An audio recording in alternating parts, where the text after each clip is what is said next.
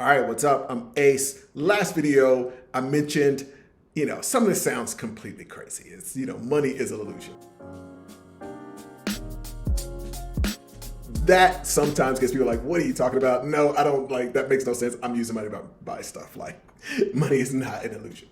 Another way to explain that though is, money is really just a means of exchange. I think, the real key when people are saying money is an illusion is the fact that a lot of people put value into money itself. And that is just not the truth. Like the money itself has no value. It only has value in as much that it can be exchanged for something. And so my goal for all of my subscribers, anybody that I coach or anybody, is to basically just cram you with as much rare value as possible so that money is never a concern because you always have something of value to exchange for that money. So where does the value go?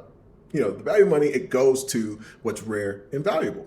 So if you're someone that has no inherent value and you're trying to get the money, which has no inherent value, but it's looking for value, then it becomes really difficult. The value that we place on money is it's literally completely subjective and cultural. And it's one of the cool things that we get to see, especially in our public company and some of the cool things and strategies that we use there. We get to see it in our private equity funds where, I'm so proud. I think gotten to just get more and more aggressive with the strategies, but so proud of Peppy 5 where, they've got what is going to be an amazing business that just literally came from nothing.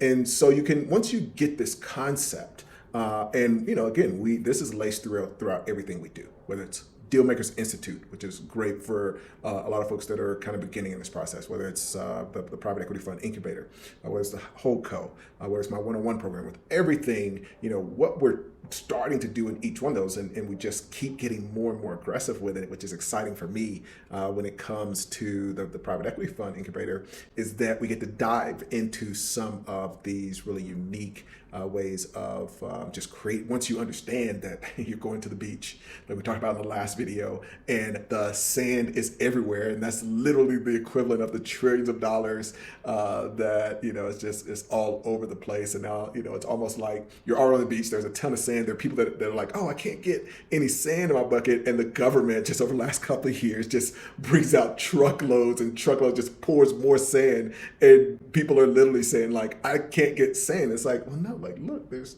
dumpster trucks of sand being poured out. And so if you're not getting any of it, then you got to look internally, not externally. And so the problem is often that we equate our worth with the amount of money that we have. And we think that if we have more money, then we're more valuable or successful. But this isn't the truth. Your value as a human being is not determined by the bank balance. So we see this with people that get an inheritance. They have a high bank balance, but their internal issues, and I've seen this even with people that I work with, which is one of the transitions, man. Like this is probably 10 years ago where I have someone, they wanted to quit their job, they get into a business and like, man, I thought I was gonna be happy and I'm still not happy. And so we put a lot of emphasis and effort in like, okay, let's get deep into who you are and who you see yourself and who you want to become. Because a lot of times people are focused on that bank account because they think they're going to become something else, but it starts with you becoming that. And so now we work on, I mentioned with the process we go through called Pursuit of Your Ideal Self. So we want that to kind of come from within. So your true value comes from within. It comes from you being your authentic self, figuring out your passions, what a lot of people aren't in touch with, unique talents, and then building on top of that a skill set that combines those two things that we talked about from the last video.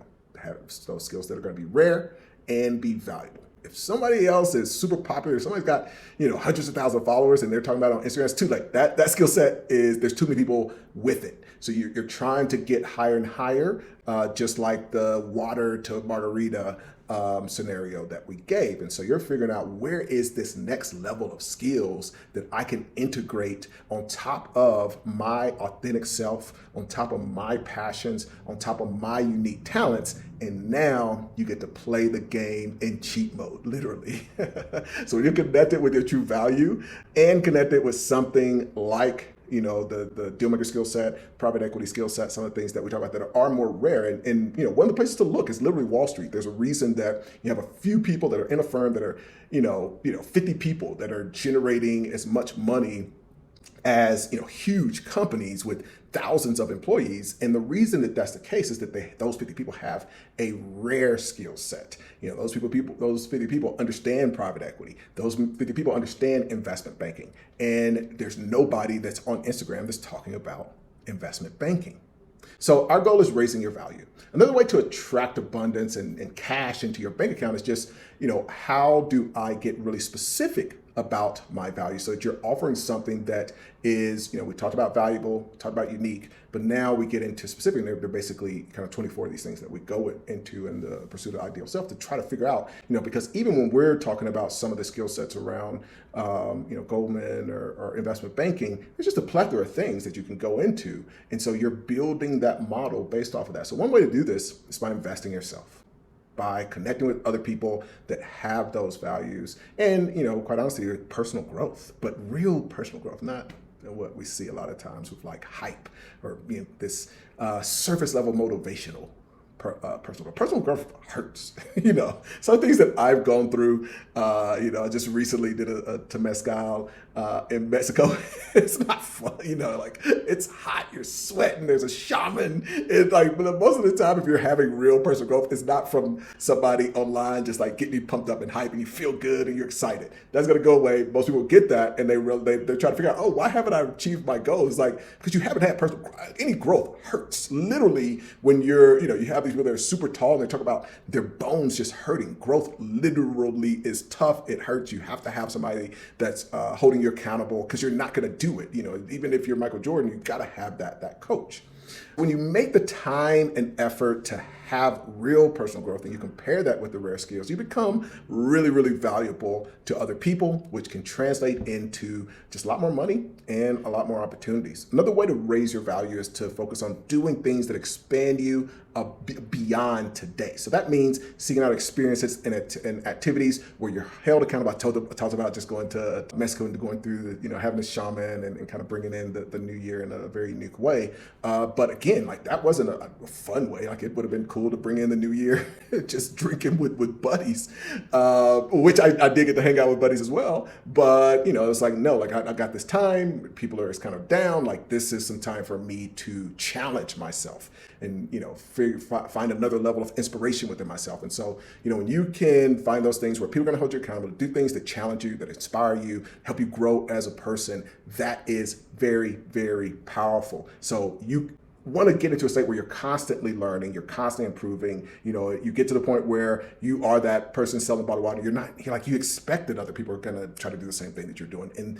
you don't care just because every day, I'm getting more and more valuable. So that is the true source of kind of that feeling of abundance. It doesn't come from money. I know people that have hundreds of millions of dollars that are stressed about money. So it's not the money, it's your ability to contribute to the world. And for a lot of people, they got 100 million, they don't have any other way to contribute to the world. So they're like, oh man, I got to protect my bucket of sand because I don't know how to get this sand again. But when we tap into those deeper sources and we share that value with others, it just is the abundance that's going to continue to come in. And so, people think about folks like Oprah, and, Oprah isn't valuable because she's rich.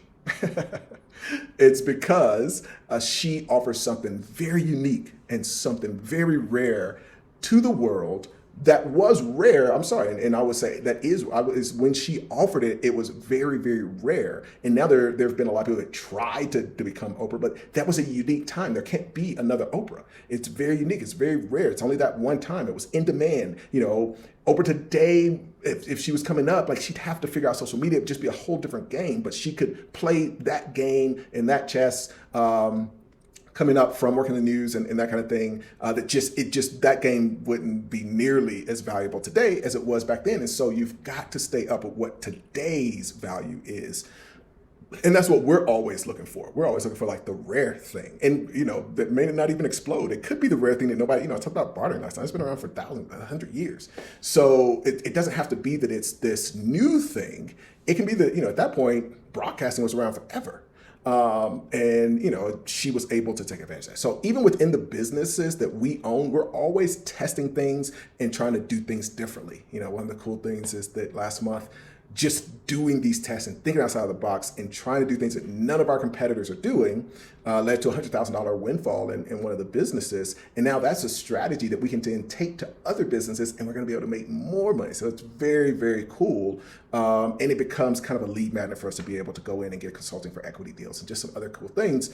But what we're constantly figuring out in the business is, okay, how do we test and do something really, really unique? I do that within my personal life as well as, within the business. When I'm talking about doing something like Temescal or just going outside of my personal box, I'm also doing that within my personal finances, but then within the businesses, so that we're always kind of staying ahead of anybody else. And you don't need to talk about it. That's really the great thing. We live in the world now where most of the time, if somebody's talking about something very publicly, like the strategy is just over.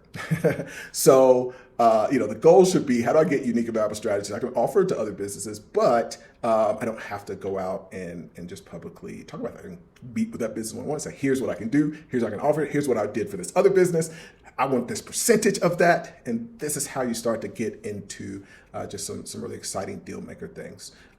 So when you use this skill set, whether it's the deal maker skill set we talk about in the Deal Makers Institute, you get to a higher level. You can create wealth over and over and over, and it becomes endless. And you look at Oprah, and she created, I love that example because it really gets into, she brought this unique thing into the world. And I think that model of, I think everybody sees that and it's like, oh, it has to be very public. And one of the things that I've greatly benefited from in my life is seeing all the people that have the same thing. It's a very powerful, it's a unique, it's a value that they're bringing to the world, and they're able to attract a lot of money, but it has nothing to do with being public.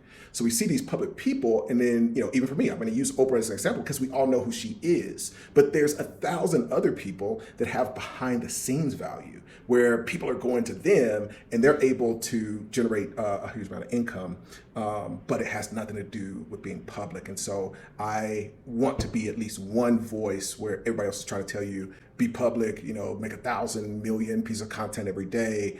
And even for me, I don't need to make a lot of content, which is why I don't. So my voice is going to be very small, but at least a little voice for those who find their way to this random channel to say, hey, you don't need to do that. There's a tremendous amount of value that you can provide and have that come to you in the form of money in exchange, where it's the same as Oprah, where she has that unique thing in broadcasting and in audiences and in front of people and all that. And then there's the guy on Wall Street that has a unique talent that's making outrageous amounts of money every year, hundreds of millions, literally. You have these guys that literally will have a salary working at an investment bank of $50 million, and it's because they have a unique value. So, in closing, money is just an illusion. It's a mean of exchange. Your true value and true worth comes from within, from you being your authentic self, finding what you can do and offer to the world, getting something that nobody else has,